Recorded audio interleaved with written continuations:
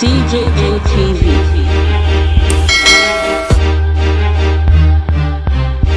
Country people, una welcome to DJM TV, weekly Pidgin English when we dey bring come give una. I beg country people, if this one na the first time when e be say you take dey watch our video, I use God beg you, make you subscribe to our YouTube channel wey be DJM TV. Make you come knack the notification bell so that you go continue to get our ogbonge news video. Me wey wan knack una the tori this week, na una country brother again when my name be Stanley Okocha. This story na the one when e be say e dey come from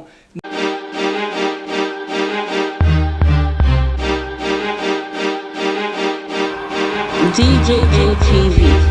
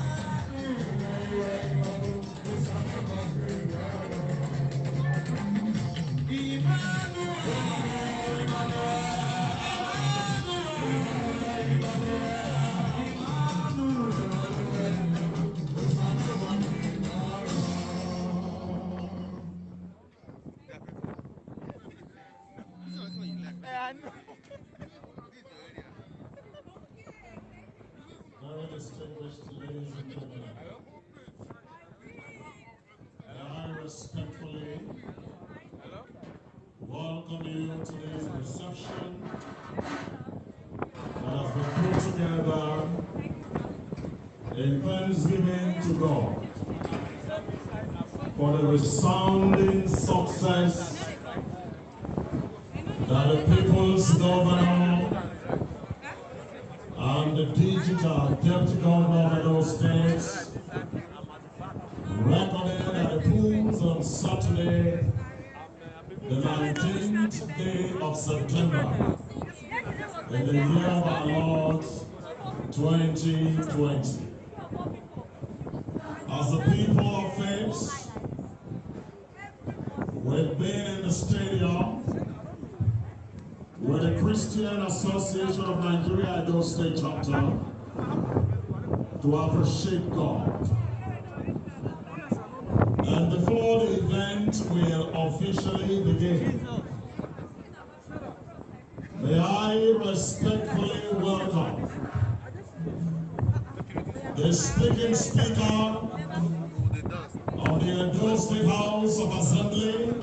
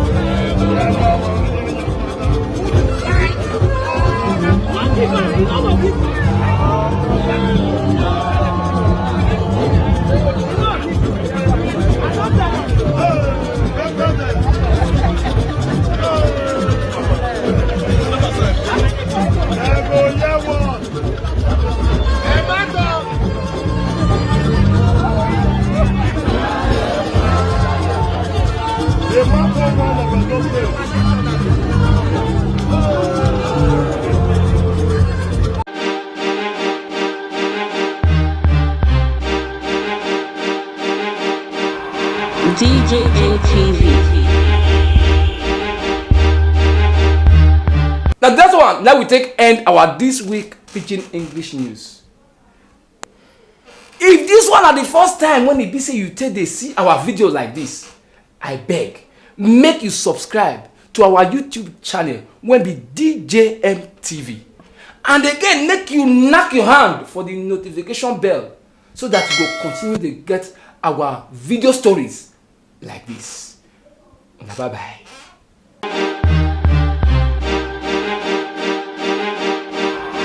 DJM TV.